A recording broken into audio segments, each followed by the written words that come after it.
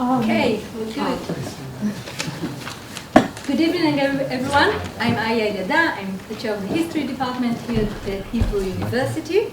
And tonight it is my great pleasure to open the Jerusalem Mosse lectures for 2022 and to greet our distinguished guest speaker, Professor Celia Applegate from the history department at Vanderbilt University.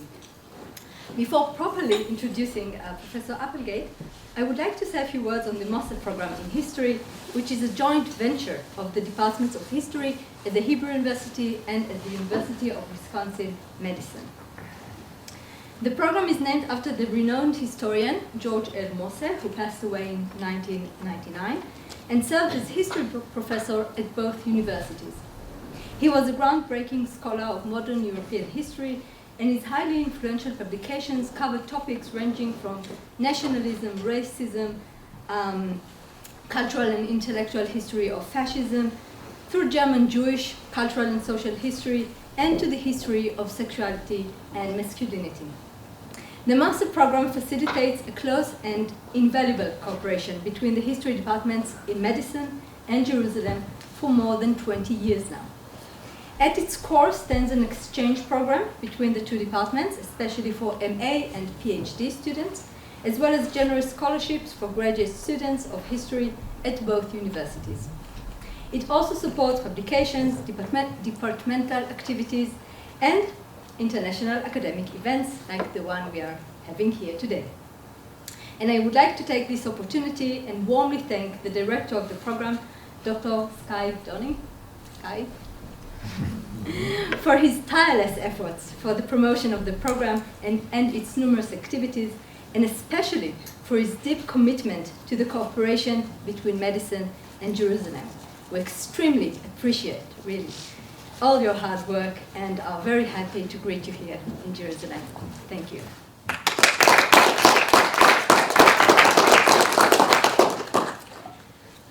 I would also like to take the opportunity and thank Professor Ofer Ashkenazi and Professor Moshe Sochowski, who are members at the academic committee of the Mosse program here in Jerusalem. And I would also like to thank our colleagues in Madison who are also committee members of the Mosse program. Last but not least, I'm very, very grateful to the administrative coordinator of the Mosse program at the Hebrew University, Tali. Really wonderful Tali Hardiman, who keeps the program running and is also responsible for the entire organization of this series of Mosse lectures. Thank you very much. And now I'm very happy to introduce our guest speaker of this year's lectures, Professor Celia Applegate. Professor Applegate studies the culture, society, and politics of modern Germany, with particular interest in the history of music, nationalism, and national identity. She is the author of A Nation of Provincials, The German Idea of Heimat, published in Berkeley in 1990, Bach in Berlin, Nation and Culture in Mendelssohn's Revival of the St. Matthew Passion, Cornell, 2005, and of The Necessity of Music, Variations on a German Theme, published in Toronto, 2017. She's also the co-editor of Music and German National Identity, published in Chicago, the year 2000. She's currently working on comprehensive interpretation of musical life in Germany from the 17th century to the present, titled Music and the Germans, A History. She is past president of the German Studies Association, past president of the Central European History Society, and incoming chair of the American Historical Association's Modern European section. Here in Jerusalem, Professor Applegate will speak about music and work, and today's lecture will be dedicated to working at music, the work-play dilemma in modern German musical culture. Professor Applegate, Celia, we are very happy to have you here. The floor is yours.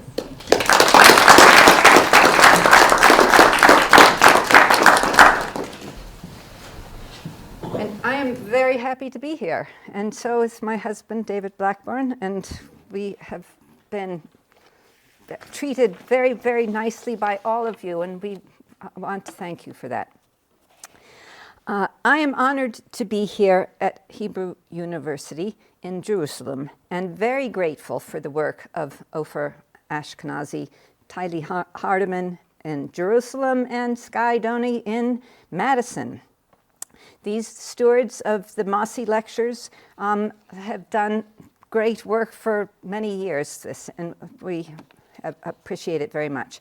Above all, though, it is an honor to follow in the steps of George Mosse, one of the remarkable group of emigre historians who fundamentally changed history in the United States, German history in the United States. I just want to have a little sort of autobiography of myself. I was an undergraduate at Bryn Mawr College, and I'm going to talk about the people that were German emigres that I had some contact with. At Bryn Mawr College, Felix Gilbert had taught. I read the works of Peter Gay, Renata Breidenthal, Fritz Stern, and Raoul Hilberg there. As a PhD student at Stanford University, my Dr. Vater was James Sheehan, whose Dr. Vater was Hans Rosenberg. And I took courses on cultural history with Peter Perret, an emigre himself. My first job was at Smith College as a successor to Clemens von Klemperer. Later at the University of Rochester, George Eggers was a nearby presence in Buffalo, just down the road. And when I joined the German Studies Association, Gerhard Weinberg was the president, and I was, a younger scholar, much younger, and had very nice friendship with him. So in the United States, German history, we are surrounded by the emigres and very grateful for them.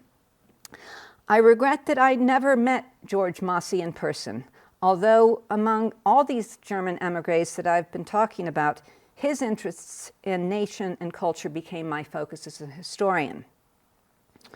But let me begin. Is it a mistake to begin with Beethoven? In 1792, he left Bonn for Vienna, where he planned to study with Joseph Haydn and fulfill the promise of musical greatness that his father, teachers, and patrons had seen in him since childhood. His departure had excited lively interest on the part of his friends, and they marked the occasion with appropriate ceremony.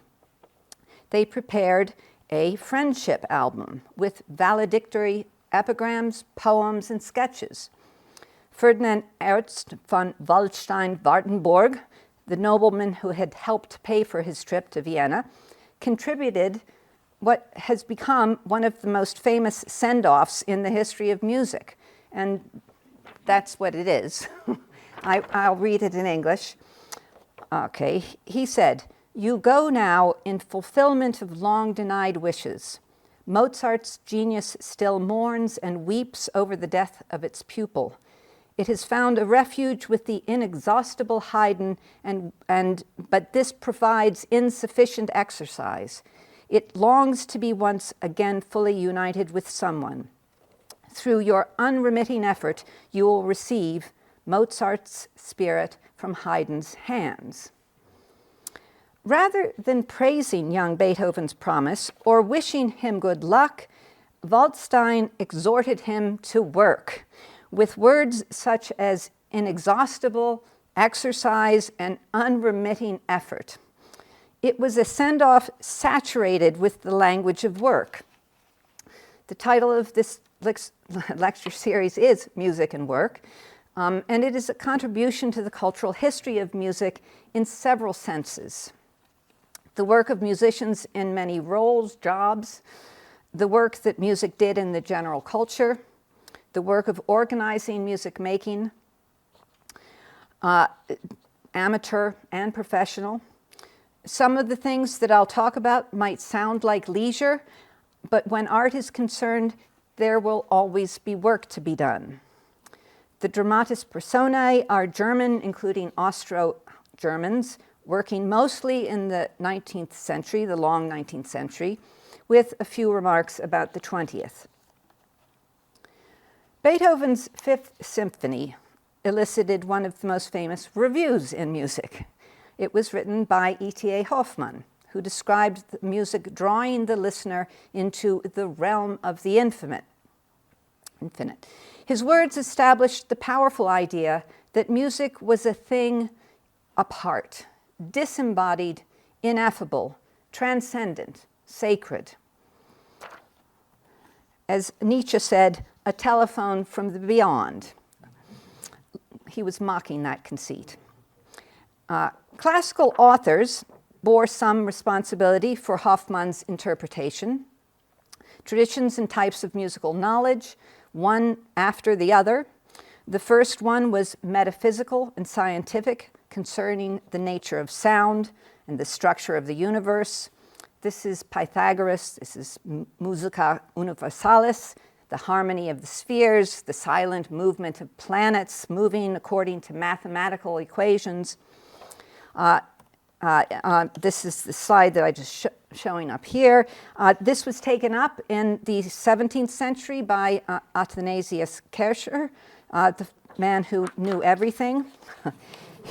He wrote a long treatise called Musica Universalis in 1650, and its distant echo can still be found in musical analysis, mathematical and precise. That's one tradition. A second one was rhetorical, expressing its purpose for humans. Plato attributed music to Apollo, who gave this race of men born to sorrow the gift of the muses as a respite from labor and sorrow, a respite from it. Aristotle wrote that the nature of music was not easy to determine, but probably exists for the sake of play and recreation. It is like sleep and drink, which are likewise neither important in themselves nor serious, but pleasant and potent to dispel care. Both thought there was something ethical about music, something conducing to virtue, which might be useful for education. But education was not regarded as work. It was rather the drawing out of something, to make it potentially present in people.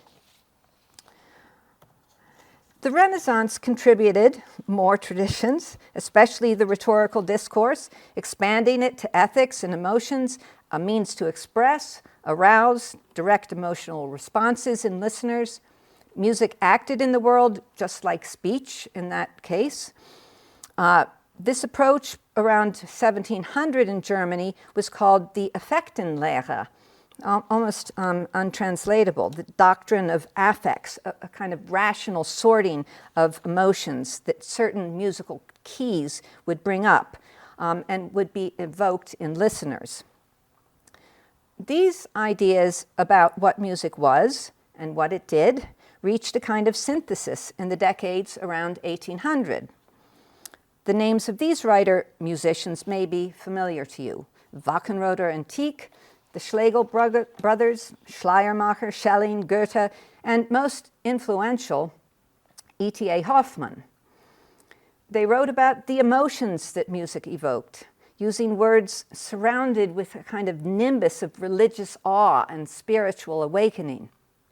They emphasized feeling, sensing, and imagination of the person who was hearing music. But as Hoffmann did, they also analyzed it quasi-mathematically: intervals, keys, modulations, instrumentation, and so on. I call this the inside baseball of musical analysis.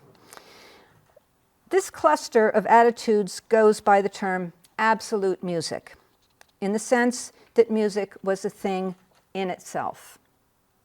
It was something to be analyzed and admired for techniques that produced beauty, grandeur, inspiration, pleasure, consolation. Its uses were clear: ritual and ceremony, secular and sacred, and play, including entertainment and edification. Music was associated with relief from work, and it was possibly an implicit critique of work. Over the course of the 19th century, the institutional embodiment of the emotional and the analytical understanding of music became the concert hall, where the silence of the audience allowed people to hear the music without distraction, allowing this experience of transcendence to arrive. And when people wrote about music in newspaper reviews or journals devoted to music or histories of music, they rarely focused on the work it took to produce music. Musicians composed well or badly, they performed superbly or incompetently. These verbs, compose, perform, concealed the work that had gone into it. So work or working as a subject for musical works certainly exists in opera and lieder. I'm just going through all the ways that it was to go in it. You could find it in counterparts in popular song, operetta, musical melodrama, and the like. But even there, love rather than work was and is the dominant theme. This is Albert Lordson, 1801 to 1851. If you wanted to survey the worker imaginary of German musical theater in the 19th century, you could hardly do better than to consider the successful works of Albert Lordson. He was a composer basically of comic opera. As the genre demanded, each featured an everyman or an aristocrat disguised as an everyman. There's a poacher, an armorer, a fisherman, a carpenter. The carpenter is really Peter the Great, working in a Dutch shipyard to prepare for building his Imperial Russian fleet. There are also, that's enough for Lordson. There are also a substantial amount of work scenes in Richard Wagner's dramas, and some of them are essential to the action. This is a kind of composite slide with spinning, forging, cobbling. The next one is about the giants, and I had to find something for the Nibelungen, but this is kind of like a cartoon. It is a cartoon.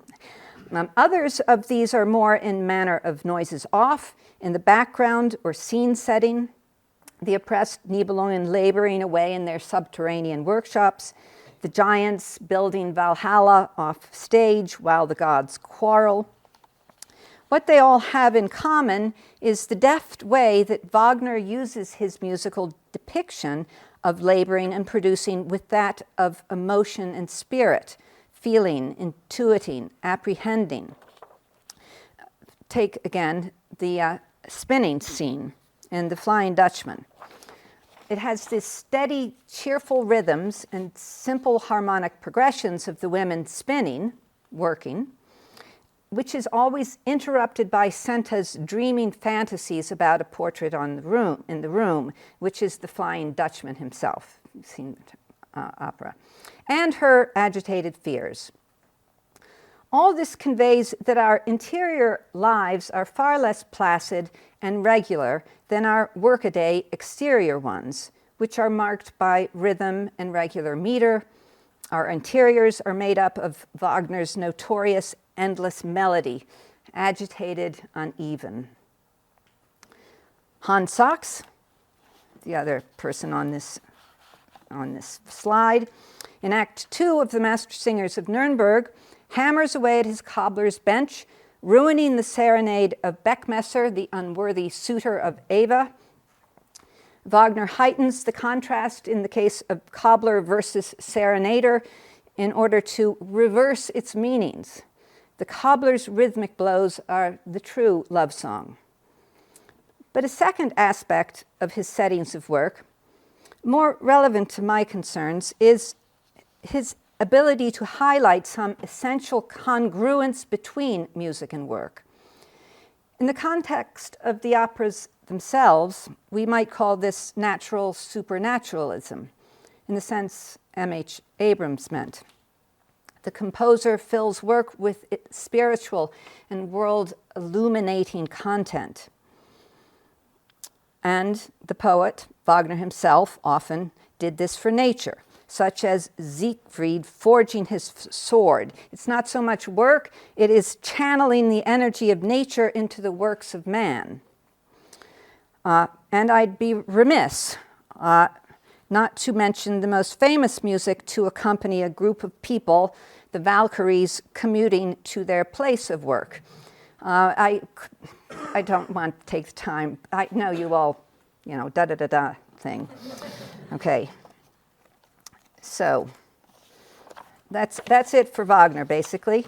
But I have to say something more about the Valkyrie. These powerfully rhythmic music that you hear with the Valkyrie is not really about work. It's about the primal energy of nature itself, rather than the work of humanity. So Wagner comes back again and again to a vision of what Richard Truskin has called a restored pre-modern harmony between man and nature, between work and play and art. Work and music are at one with each other. That was a very long introduction of what I'm not going to do in these lectures. I just wanted to clear the decks. Okay. There's going to be no sustained musical analysis of music depicting work. There's going to be no explanation of how music and analysis actually works. These lectures are an attempt to explore the ways that music works in culture and society, as well as the work that goes into music, creating, practicing, and performing. They are intended to be exploratory and suggestive. The second lecture describes the musical work of both amateurs and professionals, and the third one focuses on music accompanying work and workers, most obviously in the form of songs, work songs, but also in the larger culture of workers' festivals and organizations. The remainder of this first lecture focuses on a group of people, professional musicians, amateurs, and scientists who wrote about the work of music. It's kind of meta. What did they say about the work of music? And the work music did in society, in domestic life, in the body itself. So I will start by going back to the 18th century, the century of self-conscious enlightenment. And in the musical world, it was a century replete with educational manuals, practical and informative. And here are three of them, and the people who wrote them. The most comprehensive treatise was one of the earliest, Johann Matheson's The Complete Conductor, Kapellmeister, published in 1739. It's his great compendium of all of the musical tasks you need to master in order to, in his words, preside over an ensemble with honor and competence. Emphasis on competence. 13 years later, Frederick the Great's flute instructor, Johann Joachim Quantz, wrote his treatise on playing the flute. The first chapter was titled, "Of the Qualities Required for Those Who Would Dedicate Themselves to Music." Along with the natural gift for music, Quantz highlights another quality, and this is a longer quotation. "He who wishes to excel in music must feel in himself a perpetual and untiring love for it, a willingness and eagerness to spare neither industry nor pains, and to bear steadfastly all the difficulties that present themselves in this mode of life." His colleague in Frederick's court, Carl Philipp Emanuel Bach, the son of Johann Sebastian Bach, published his essay on the true art of playing keyboard instruments a year later. The word practice appears from the first page to the last. I'll just quote a few of them. "Students should be made to spend a great deal of time practicing, slowly at first and then more rapidly. Above all, practice. Practice in unison. Practice embellishments until they can be performed skillfully," and so on. There were many more books of this kind. I just added three more. Leopold Mozart on the fundamentals of violin playing, 1756. Johann Friedrich Reichhardt on the responsibilities of an orchestral violinist, 1776. Johann Adam Hiller on singing. Not just one book on it, but an avalanche of books and pamphlets. The most widely circulated one was a 1777 treatise on correct singing. Hiller blamed the poor quality of singing in Germany on the inaptitude or laziness of many a school teacher. The result, he says, was coarse and wild screaming and miserably ill-performed music. So we see in all of this a kind of urgent discontent about the world, about the musical world, concern for the future of the musical profession. Quantz was worried, and so was C.P.E. Bach. He wrote, Bach, that the truly good, which one rarely encounters anywhere, but especially not in music, it was hardly ever to be found in keyboard playing, he was saying. We encounter a constant refrain in such writings about shoddy work and falling status. All these suggested chronic doubts about Germany's musical culture and the precarious situation of working musicians. Even before the French incursions into the German lands, which resulted in fewer court musical establishments, fewer orchestras in aristocratic households, and smaller, poorer church and town musical endowments, musicians were worried that music had become, in the words of one, a breadless art. How were young people to learn the most basic elements of this complicated and demanding art? This interest in music pedagogy is an important sign of the scope and pervasiveness of musical culture, perhaps not as important as opera and concert rooms and composers' musical scores, but certainly worth attention. So, coming back to Beethoven. Why did Waldstein send him to Vienna? It was not just because Haydn was there, or for him to confer with the ghost of Mozart. The simplest answer is that the most innovative musical developments no longer came only from composers of opera, but from the newly vibrant and expressive styles of purely instrumental music as well. Musical fashion was changing. The era of the castrati, those highly paid and feted Italian stars of the 18th century, was over. It was the era of the composer, the orchestra, and the instrumental virtuoso.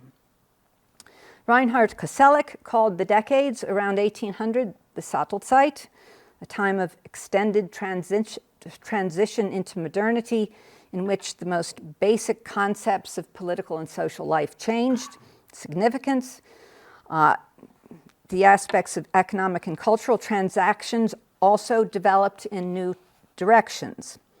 Musical life in German Europe participated in this transformation and ultimately flourished because of it. It is also significant, I should probably get rid of these, that some Germans had begun to recognize in their musical life something more than foreign influences and local constraints. This was the era when music publishing and musical journalism took off. The publishers and reporters, too, were music workers. In the last decades of the 18th century, the composer-publisher nexus became a significant presence in musical life. It stimulated composition as well as public concerts and private music making.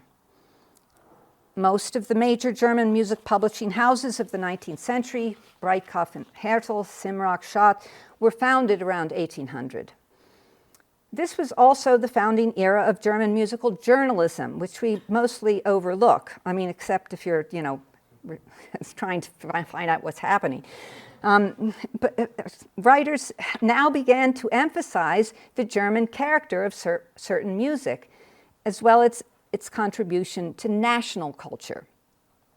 In the words of Friedrich Ludwig Kunzen to his publisher, German musicians were finally emerging, in his words, out of the darkness and into the light. And this meant that Germans, over the course of the 19th century, began to think of themselves as not just a people of music, but the people of music. Music was the pride of a nation coming to consciousness of its qualities. So I will now turn to look in some detail at a group of people who wrote about musical work. It's the main part of this lecture. All of them were adept musicians, though only one of them was a professional. And I will start with Wilhelm Heinrich Riehl, a man of many projects: journalism, folklore, statistics, politics, fiction, and not least music. And you're looking at him now. Put him up too soon. This slide here is one of many things that he wrote which has Kupfer in them. These are his musical character profiles, basically. He was one of those energetic 19th century polymaths, both cultural historian and sociologist.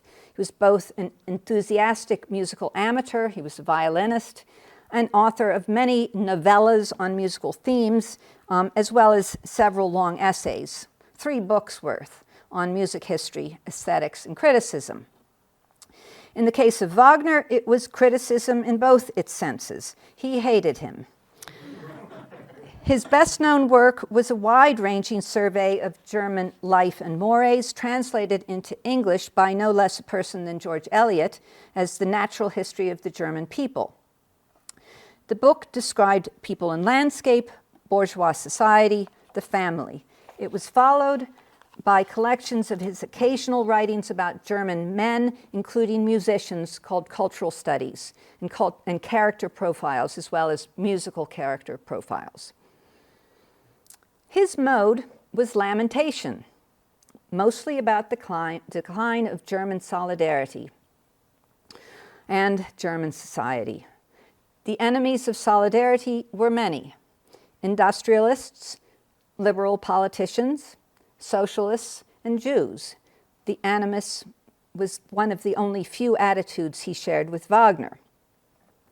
He had strong opinions on what we would now call the social history of music, and lectured on it incessantly. In common with all of these social political opinions, these musical views tended to the nostalgic and the gloomy. Musicologist Sanna Peterson has rightly called these writings, and these are her words, a kind of applied cultural studies that was meant to have consequences for social planning. Lamentation for a lost balance in life, lamentation for an elusive intimacy between the people and their own culture suffuses his writings. Music, he thought, was, and these are his words, always the most unmediated expression of the mysteries of the soul. It moves and creates the innermost life of a people. For him, the purest form of this moving and creating soul work that music did was the folk song. Of course, this is much like what Herder did in the 18th century, but there's a difference. For all that he spent countless hours in the Rhineland and Bavaria, wandering around in hills and valleys and villages, listening to the tunes, the hymns, the work songs of the peasants, attending their celebrations, Riehl was not a collector of folk songs, nor did he believe that the folk song was the only, let alone the ultimate expression of the German community or German character. Music making in villages and towns was, he said, of very little worth. We enjoy it because it is healthy and entirely its own. His most extensive writings were concerned with art music in its relation to folk music, and with the musical practices, the musical work within German society that sustained a living dialogue between folk and high art traditions, by which both were able to live and develop rather than to stagnate and die.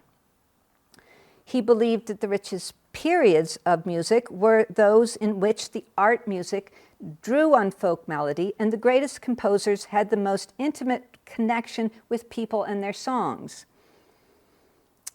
Riehl, always the contrarian, regarded the greatest composers as Haydn and Mozart, and was ambivalent about Bach, too mechanical, too cerebral, and quite disliked Beethoven. And don't get him started on Wagner, as I already said. Riel greatly admired de Formert's music making and wrote a series of essays on its minor lights. He thought too often writing about musicians detached them from their relationship to the wider culture. He also accused music writers and the public of neglecting the minor composers, who filled in the gaps between those who were considered the great ones. There are many he wrote about. You're unlikely to have heard of them, and I hadn't either. Gierowitz, Wranitzky, Hofmeister, Neubauer, and more. He characterized them as jovial. These were jovial musicians from the good old days, good and true people, sturdy fellows, cheerless, cheerful, harmless, lovable human beings. These are all his words for them. Most of all, they evoked the sound of musical evenings celebrated in the houses of our grandfathers.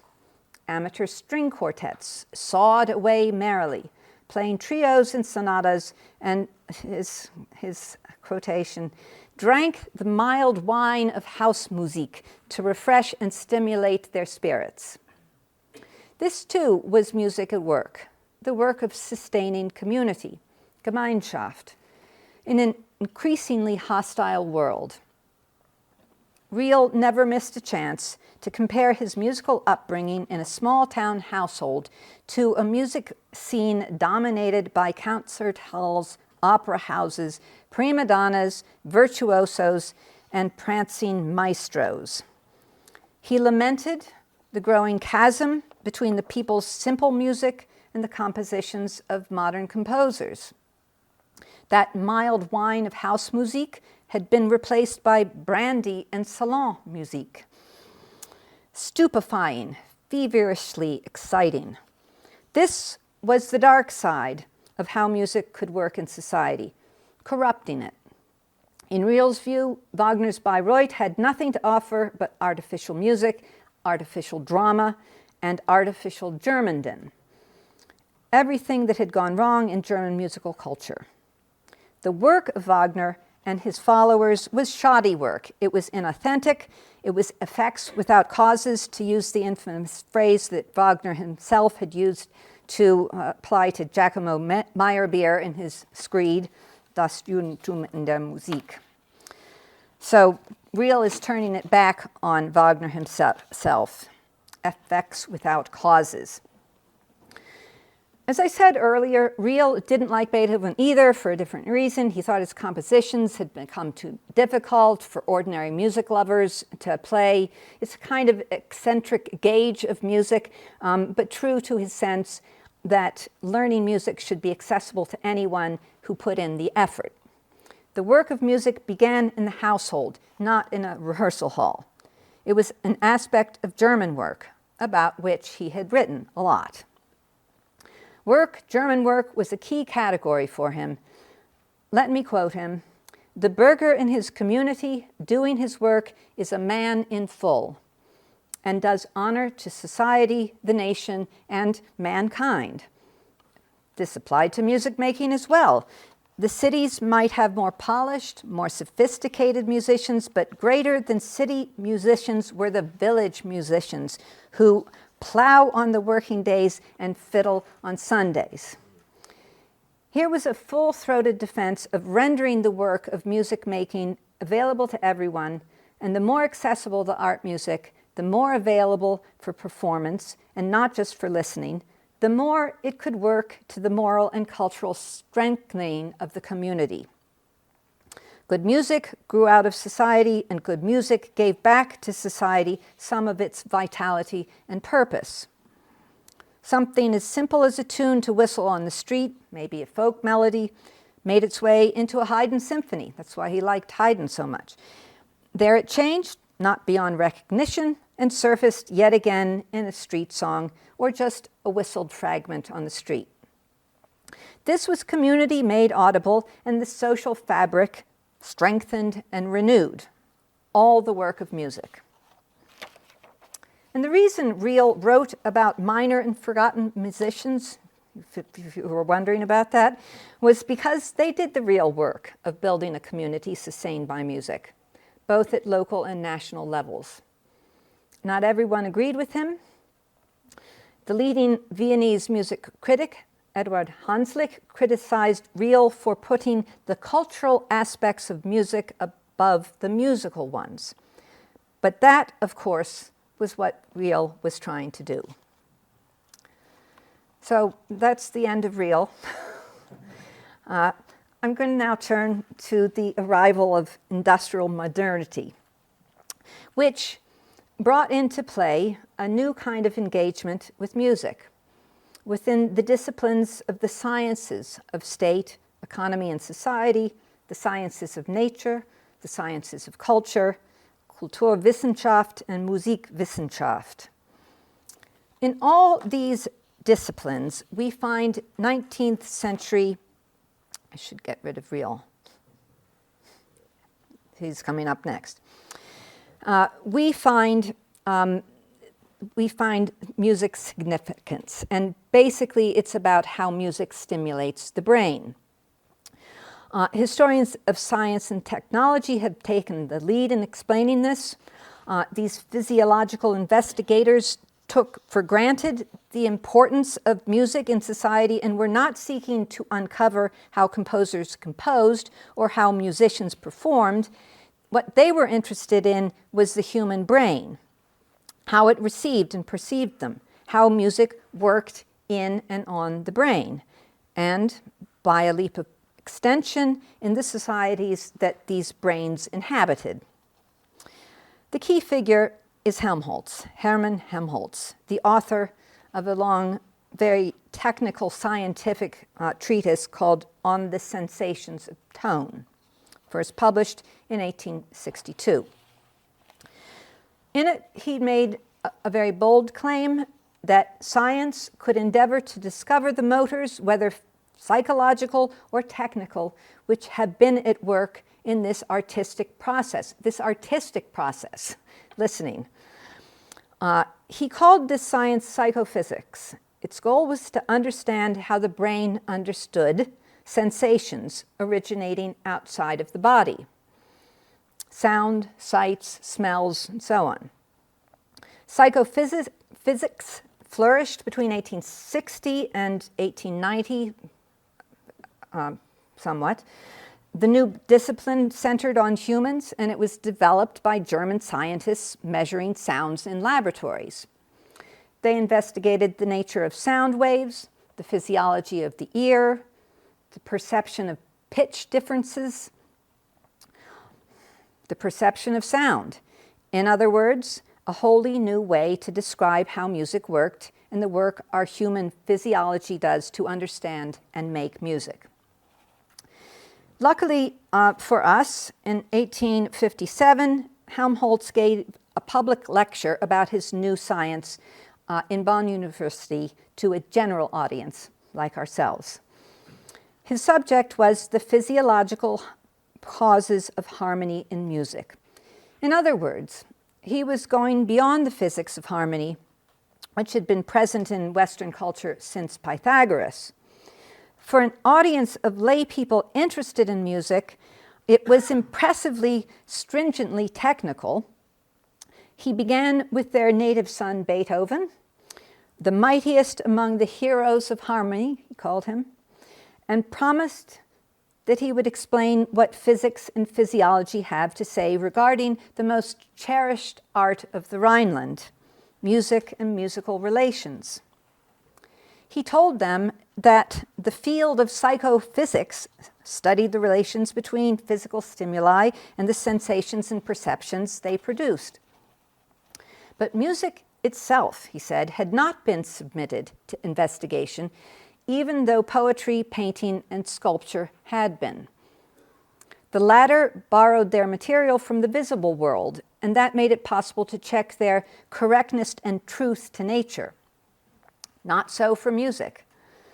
It did not attempt to describe, and only rarely did it attempt to imitate the outer world. Music eluded scientific consideration, and because of this, he said, it seems to be as incomprehensible and wonderful as it is certainly powerful in its effects. Helmholtz was the most prominent of the psychophysical scientists who studied the sensations of tone, Tonempfindungen. His conception of music was austere. Investigating sound did mean music, initially Western music, mostly composed by Germans. His experiments were performed with the aid of organs and pianos, especially American Steinways, which he thought were the best. He was a music lover. He was a fine pianist who practiced every day. In his professional work, Helmholtz was working on music in ways that made his audience more conscious of how music worked on their perceptions at the most basic level of sound and hearing. In his Bonn speech, he explained how, and I'm quoting him, that it's always struck me as a wonderful and peculiarly interesting mystery that the purest and strictest science of mathematics should prove the most useful theory to analyze musical sounds, the most immaterial, effervescent, and tender creation of incalculable and indescribable states of consciousness. At the end of his lecture, he compared the reception of sound in the ear to the reception of light in the eye, and he found the latter was a feeble thing compared to the sound and the way we received the sound. The eye could not distinguish luminous waves of many colors, but the ear unconsciously obeyed a hidden law that created harmony and disharmony in the mind. Harmony and disharmony in the mind.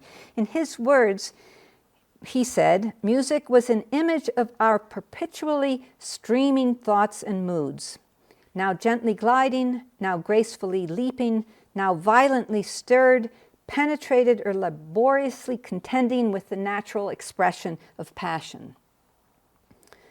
Composed music made it possible for the listener to eavesdrop on or even directly experience the soul of the composer who had composed it. And more than that, music was the herald of God. Now, for the German public eager to understand musical talent, Helmholtz wasn't much help. But the next person that I am going to talk about was, maybe. That was one of the most common questions that people talked about. You know, how did genius come? How does musicality come from? Is it inborn? Can you train it? They were really, reading things, biographies of famous musicians to try to find answers to these things. But in this era of psychophysics and physiological research, there was opportunity to see if you could find out just how musical prodigies or musical geniuses came about. It didn't really work, but some people tried. Many in the field of psychophysics considered the ability to understand music as an essential aspect of your brain. Differences in people's brains. Some could understand music and others couldn't. So now I want to introduce you to Theodor Billroth, 1829-1894. Billroth wrote the most searching effort to answer this question was his treatise about Wer ist musikalisch, who is musical. I have to tell you, though, that Billroth was not really a musicologist. He was one of the most famous surgeons in Germany. He was quite a prodigious surgeon. But I'm more interested in, I guess, is that he was the third member of a trio of intimate friends. Billroth, one, Hanslick, who I've already talked about, and Johannes Brahms. Billroth titled his treatise Wer ist musikalisch, who is musical, and wrote it at the very end of his life. He was not a psychophysiologist or an expert on the ear, but he was intimately familiar with the human body and a prolific, talented communicator of medical science. he was also a fine amateur musician and wrote occasional music reviews. This is a very familiar profile of so many German academics who dabbled in musical speculations. His book on music was a labor of love and the work of his final years.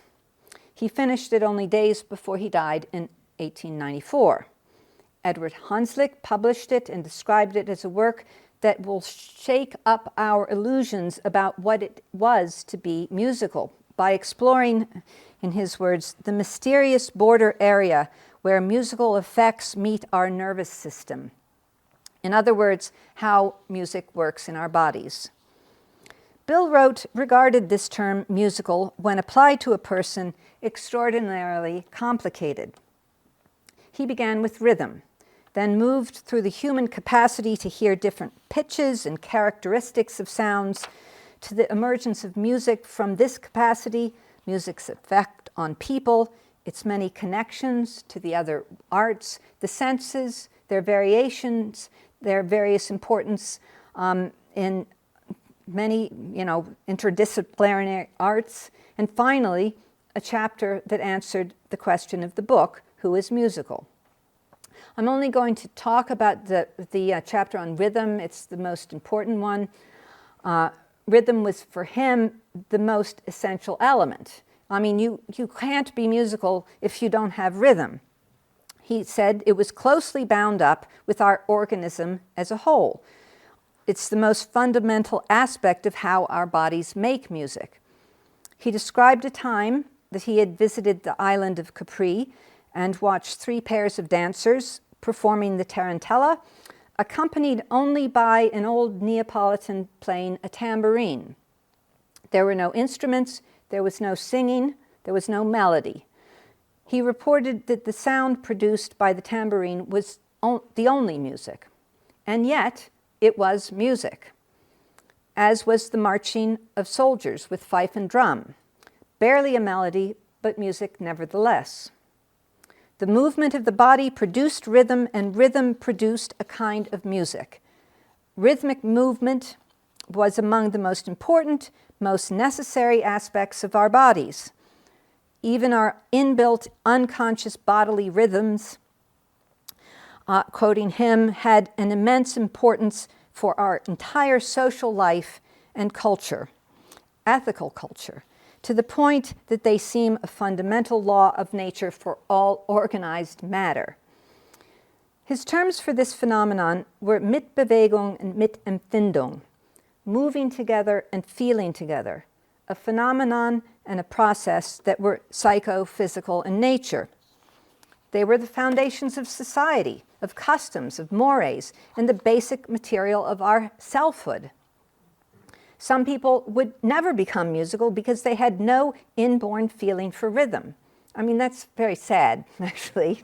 But he was clear about this. They would always be absolutely unmusical.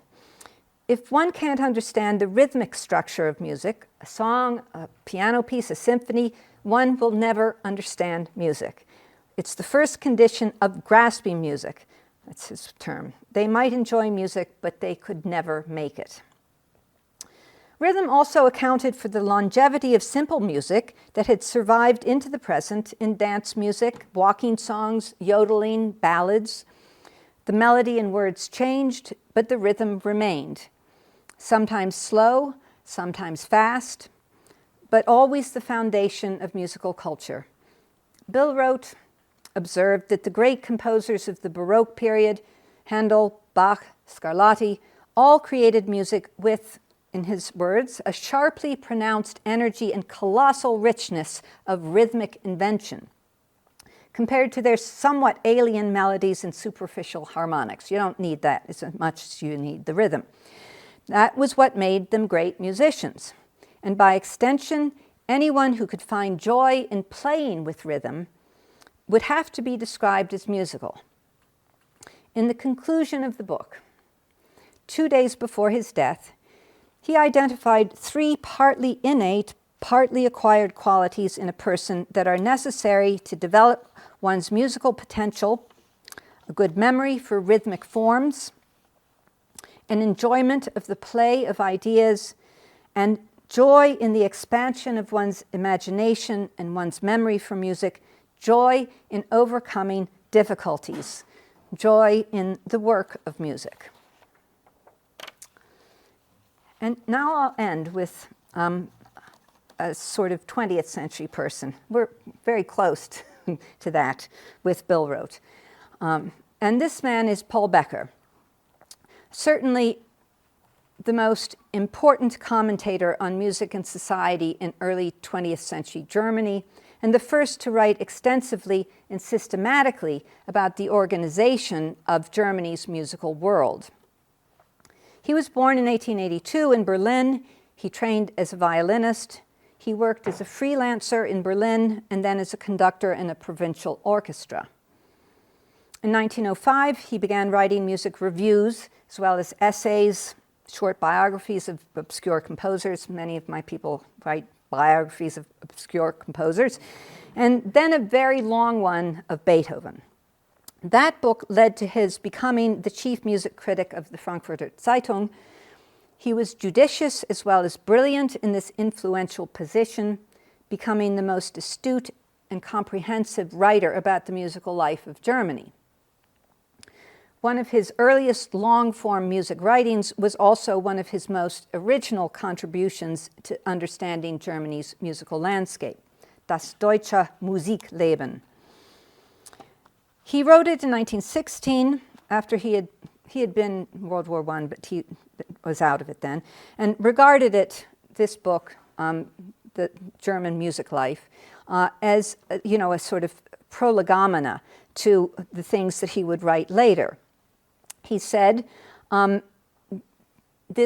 he was writing it because he wanted it to be a help for when the war was over and they could reform musical life.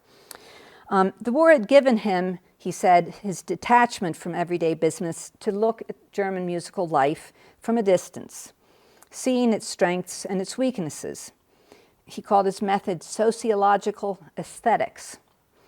The book was a very German, very thoroughgoing account from social institutions that supported musical activity, public and private instruction, theaters, concerts, to the varieties of musical work, what they did, how they were educated, how they were organized, how they were managed, agents, and so on.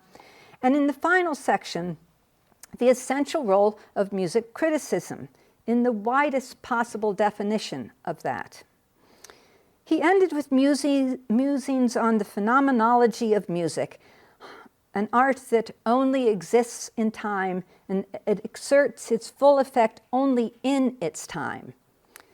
Essentially, he was saying that in a radical way, music was ephemeral.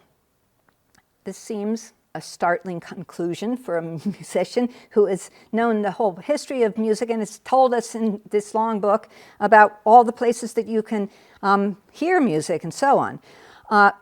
But for Becker, all music remained bound to its time, bound to fate. The book is filled with gnomic sentences like, music shapes the essence of this time in order to seek its highest value in the fulfillment of its spiritual ability. I puzzled over that for a long time. Another one, the more the musician recognizes this, the more enduring their work will be. On the face of it, this was a defense of the canon of musical works. The imaginary museum in Lydia Gur's famous phrase. But Becker had not ended his detailed account of musical life in order to explain the enduring presence of Mozart and Beethoven. This insight that music remains bound to the fate of its time led him to the conclusion that the enduring works were only created by musicians who understood the idea of society. In the midst of a war about which he could not have known the outcome, he was articulating a very expansive role for music, working in and for society. Music worked in society, and these are his words, beyond the means of amusement, entertainment, and edification. It worked in society beyond the necessity of a livelihood for musicians. music life was the ideal embodiment of our will to community. This was more aspiration than reality, and his rhetoric was somewhat knotty, K-N-O-T-T-Y. But his conception of the work that music does was expansive, ambitious, inspiring, and yet practical. Later in the Weimar Republic, he fulfilled a long-held wish to be the intendant, or general manager of opera theater, and worked at two, Kassel and Wiesbaden. In 1933, he fled from Germany and settled in New York City, where he became the music critic of the New York Stadtzeitung, the longest-running German-language newspaper in the U.S. He died in 1937. I've been talking today in a reflective mood, not mine, but these people's reflections on the music that they were deeply engaged in. In tomorrow's lecture, I will focus on working musicians, lots more action, less words, who do not get the same attention we give to composers. I suppose that's why we write, to have something that people will read or perform or listen to centuries on. We writers here, the composers, but these people who were just working musicians don't have that. They don't have that luxury. You will recognize some people in tomorrow's lecture as also having been composers, but if they come up, I will ignore their composing in order to focus on their workaday lives. From the obscure to the famous, these will be people working in what we might call the music industry of the long 19th century. Thank you.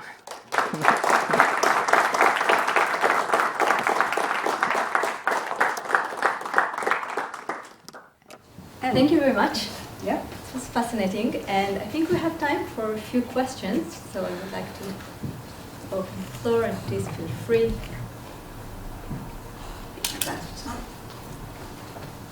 So I will start with a question I was thinking about when you were talking about, I think his name was Real, the one that didn't like Wagner, Real. And he said that he shared Wagner's criticism against socialists, Jews, etc. Mm-hmm. And I was wondering if you could elaborate a bit on this. You mentioned Judentum mit der Musik, mm-hmm. And I was also thinking about the what Professor Ruta Cohen wrote in a book about the music libel against the Jews and the really long-standing accusation of the Jews as noise producers, basically, that also went up to the 19th century.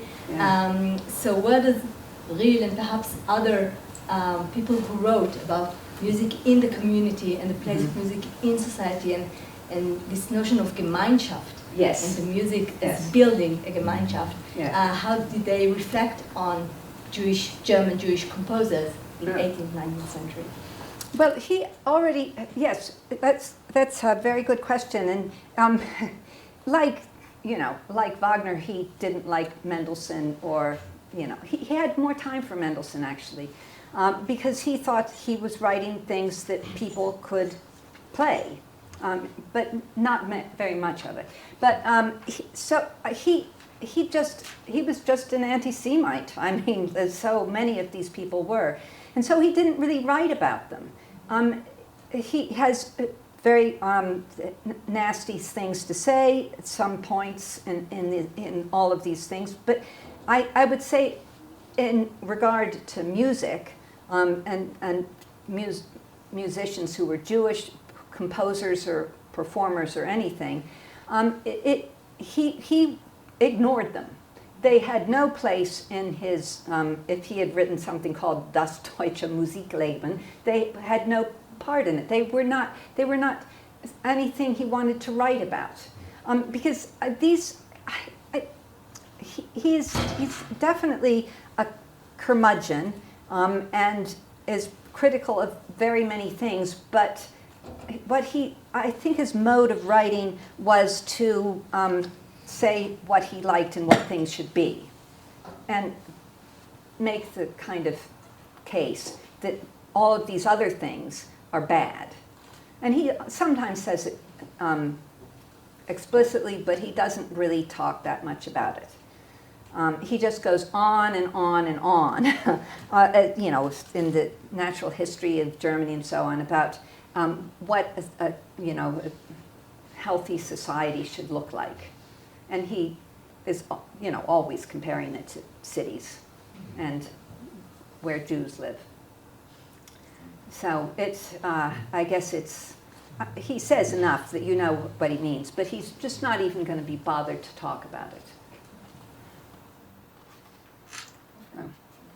Thank you very much. There was one thing that I was curious about, especially with the last three persons you talked about. At that time, there is a revolution, a technological revolution in the music industry of recording, which could have theoretically changed a lot of things they said about music. Yeah. And so I wonder what did they have to say about that?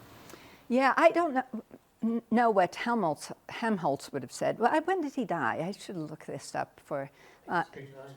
Yeah. So he would have seen some of this. Yeah. Bill Rote also didn't. This is the only thing he wrote about music, essentially. So we can't find him. And he was. They were.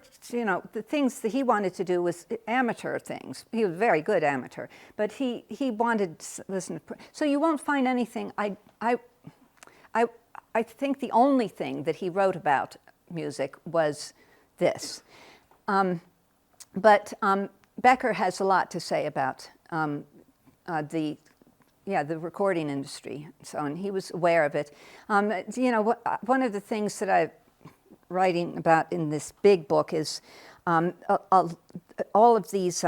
This is not really to your question, but during the war, both the Austrians and the Germans did an enormous amount of recording of prisoners who had come from many places in the world in this World War, and they would ask them to sing their songs, their folk songs, and they recorded them.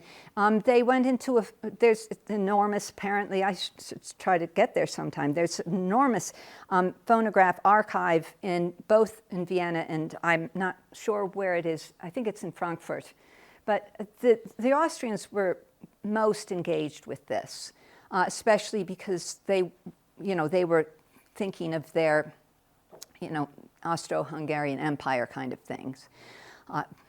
It was going to end very soon, but so that, it was right from the get-go that people in the music industry were thinking of it as a kind of scientific thing that you could be using it for.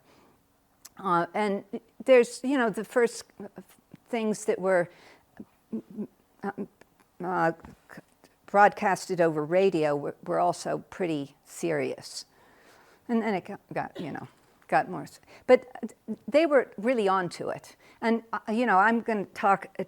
I have something to say about the ethnomusicologists, and this is the wonderfully named Hornbostel, who basically created ethnomusicology, and he was the great one for going around in the countryside and recording people.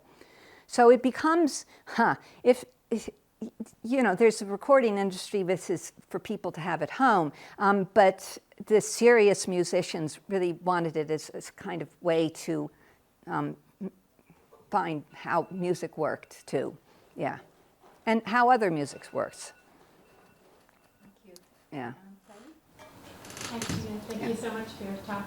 I was asking, you showed manuals that say practice, practice, practice. Mm-hmm. I was wondering how much of music was a family project, where the mother and father are kind of forcing the child to practice or encouraging the practice, and what the relations between a family project and, let's say, the homeland are. I have a lot about that in next lecture.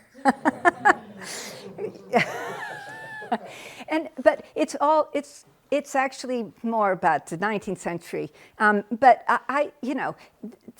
if you're talking about the box, it's a family business. And I'm quite sure it was Papa Bach who was making his sons, because all of his sons, none of his daughters, who probably were very musical too, but you never hear about them really, they all became musicians. So they were practicing. And I suppose that this would have gone on in all musicians' because houses in the 18th century, because it was something that you inherited. You didn't choose your own thing. So there would be lots of practicing there. And I'll answer that question better tomorrow for the 19th century, because there are way more manuals about practice. Yeah. Yes. Thank you for Beethoven, please. all right. Thank you, Professor. I was just wondering if you can extend a little more about this aspiration of German people, the German society, to generate more genius or great musicians or composers. I was just talking about this man in front of you. Yeah. Well, I have my theory. I don't know if it's a good one. It's kind of a simple one. I mean, my sense is that because Germany was not a single nation in the period in which the greatness was, the foundations of greatness was laid in the 18th century, there were many places. There was town music and Stadtmusik. There was tons and tons of little courts that had musicians in them. There was, we can't leave Italy out of this, because if you put this in the kind of Central European north and south, going down into Italy, there was a lot of trafficking, but not human trafficking, musician trafficking. People would go down to Italy to learn to become a court musician, because mostly the courts were headed by Italians. Much of the ensembles were Germans. So you have all of this music going on at a kind of elite level. And then you have all these town musicians who, they're, as Reel would say, jolly good people. And they would, you had a little bit of that. And in some cities, which were not court cities, like Leipzig, had very important music establishments. And universities had they had lots. Every university in Germany, and they had lots of them then, had a music, not a music department, but musical activities. Collegium Musicum in Leipzig, which Bach Daddy was a part of. So I just think that this became a very rich soil for people to think about music. And it's not that these jobs paid a lot, but there were lots of opportunities to learn music. And also, we have to say something about religion. The Protestant, my late mother, who was a musician herself, always would say, I think it's all about Luther, because she was a Lutheran, and that because he brought the hymns into these and into very much for the people to sing, and you could say also a lot about Catholics, because, and so what I'm making a long, thing about is multiplicity. And lots of opportunities to, be in touch with music, and that is stimulating. Now, it doesn't mean, as you're talking about, it doesn't explain Mozart. You could, and it doesn't explain Bach either. Though I could say that all of them worked very, very hard. They basically are workaholics, and and they're never not composing. But when I was talking to you earlier, I think the attachment with and the back and forth with Italy is very important, very important.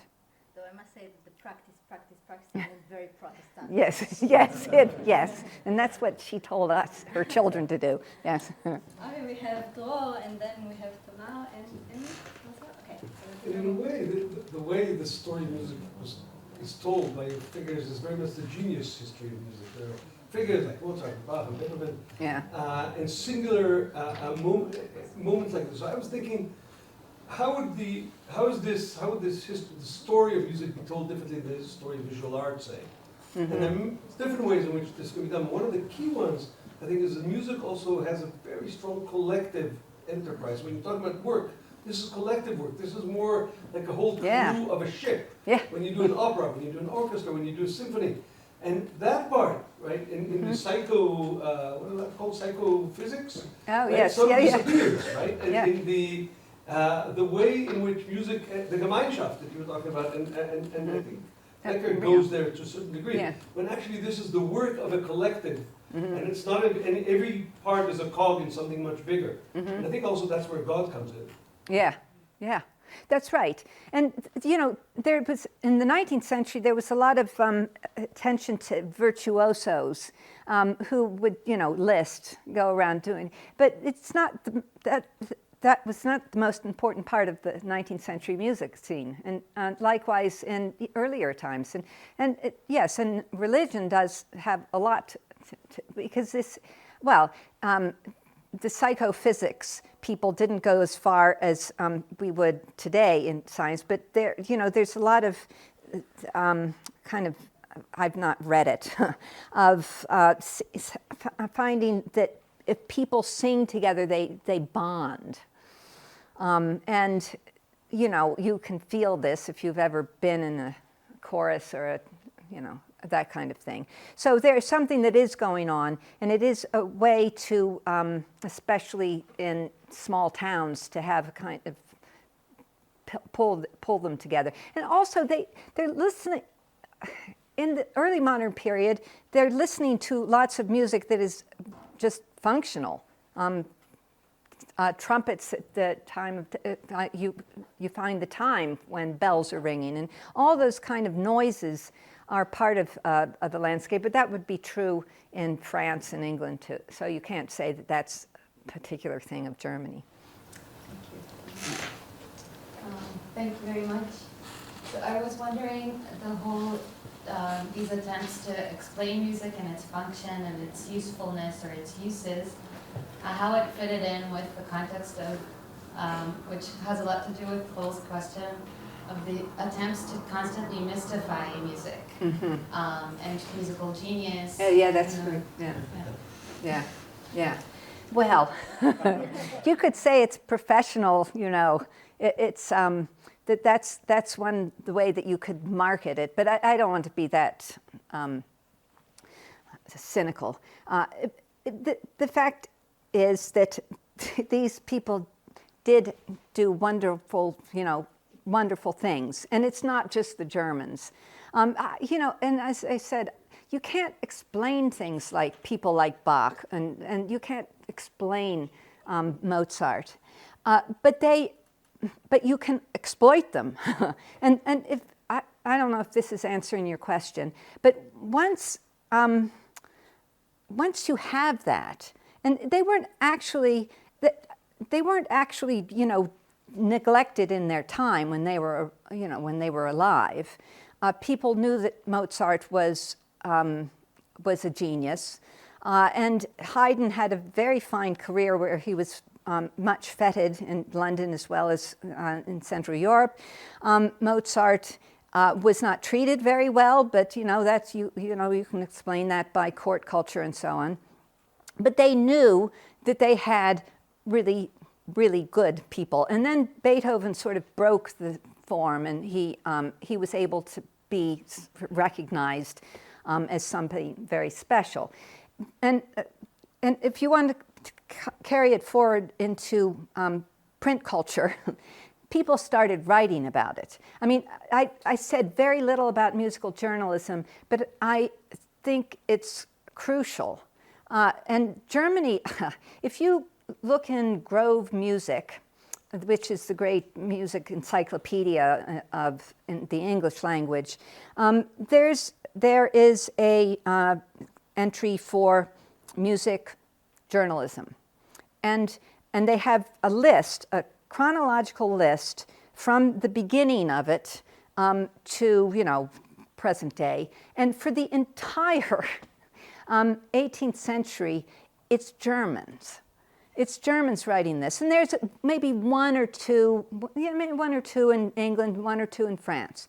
But every place has a music critic, and this continues in the 19th century. So they also have this intense print culture of it, not just publishing the scores of the music, but they had a lot of that. They had tons of publishers who published music. But they also had, criticism, as in talking about it and writing about it. And then you get the biographies of the geniuses. So you can't put print culture as irrelevant. You would never say it was irrelevant, but I think it's important too. So, and I think that is probably how we got this image of Beethoven, the genius. It had to come. Not everybody heard him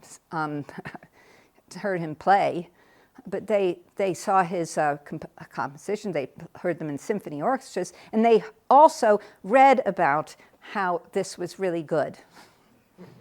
Yeah. Thank you. Okay, last question, Emily. So thank you for the lecture. I think my question is also in a similar vein, especially with Bill wrote. So you mentioned there's kind of this attempt to deconstruct like musical talent and to understand it from a scientific perspective. Mm-hmm. But still, there's room for that elusive like natural talent. You either have it or you don't. Yes. So is that explained in the way of like raising a child at home correctly, or is it genetic, or is it like, how do they explain that? Yeah, I don't know if he had lived longer, I bet he would have said more about it. But it's quite a short little thing, and the longest thing is about rhythm in it. So he never gets really around to that. Just to say that if you don't got rhythm, you don't got anything. But there's been a lot of writing about musical prodigies in the contemporary people writing about this. And, it's the most famous one is, there are lots of famous ones, but I would say is Clara Wieck Schumann, because her father made it his job to turn her into a virtuosa. And she must have had a miserable childhood. She was all day practicing. It worked. She was as good as all of the male pianists, and she had really strong hands. And she, I don't know if you have muscles in your fingers, but you must. Yeah, yeah. And so there was consciousness of creating virtuosos and geniuses, and so I don't know. They must have thought that it was also inborn, but you could bring it out. And you need to be German. Yes, yes, Best condition. yes. Chopin was a genius, though, so you can be Polish too. Thank you very much. Thank you. Again. Yeah. Thank you.